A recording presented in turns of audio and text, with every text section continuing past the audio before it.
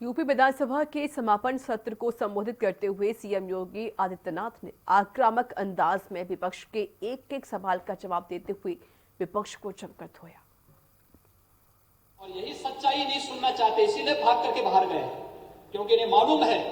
कि जब ये सच्चाई सामने आएगी एक्सपोज होंगे। न्यायालय में गए, न्यायालय ने भी इनको इस बारे में कहा कि जब प्रदेश सरकार लड़ रही थी, एक महामारी से लड़ रही थी, उस समय सहयोग करने की बजाय आप झूठे नंबर देकर के गुमराह करने का प्रयास कर रहे हैं, बाधा पैदा कर रहे हैं। के नाम के दौरान भी जब राहत कार्य करना था, जब हमारे विधायक, हमारे सांसद राहत कार्य में लगे थे, तब भी विपक्ष वहां पे नकारात्मक राजनीति कर रही थी और तब भी झूठे आंकड़े दे रही थी। विपक्ष ने तो राम के प्रति इस प्रकार की अनर्गल टिप्पणी ये लोग नहीं करते, लेकिन खैर जो राम का हुआ उसके सारे काम अपने आप सिद्ध होते हुए चलते हैं। और ये तो भारत की परंपरा भी है, जिसने राम का नाम लिया वह सबके लिए पूज्य हो गया। बजरंगबली हनुमान हो या फिर महर्षि वाल्मीकि हो, सबके लिए पूज्य हो गए, त्रिकालदर्शी हो गए। हर देश, हर काल परिस्थिति में हर प्रकार की मानवता के लिए पूज्य हो गए। लेकिन जिसने राम के साथ द्रोह किया, मारीच की तरह उसको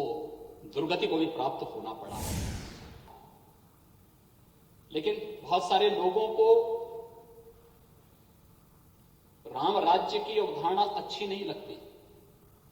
और इसीलिए मर्यादा पुरुषोत्तम भगवान श्री राम के मंदिर निर्माण की प्रक्रिया आगे बढ़ने से उनकी भावनाएं और वे लोग अपने अंदर की कुंठा को दबा नहीं पाए, वो बरबस निकल रहा है। जिन लोगों को राम के वास्तविकता पर ही विश्वास नहीं था,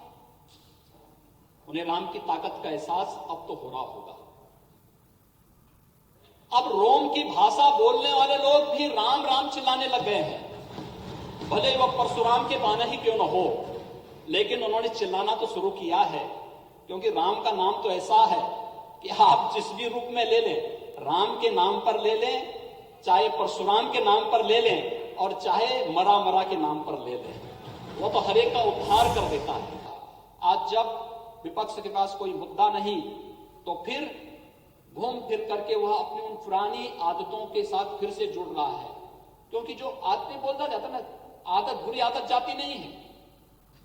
बुरी आदत जाती नहीं, अपनी वही विभाजनकारी संकीर्ण मानसिकता, और उस संकीर्ण मानसिकता के साथ जो कार्य कर रहे हैं, वह कार्य मुझे लगता है कि इतिहास कभी उन्हें माफ करेगा नहीं। जो लोग आज जातिवाद का नारा कर रहे हैं, लगा रहे हैं, जातीयता का झंडा लेकर के चल रहे हैं, वही लोग हैं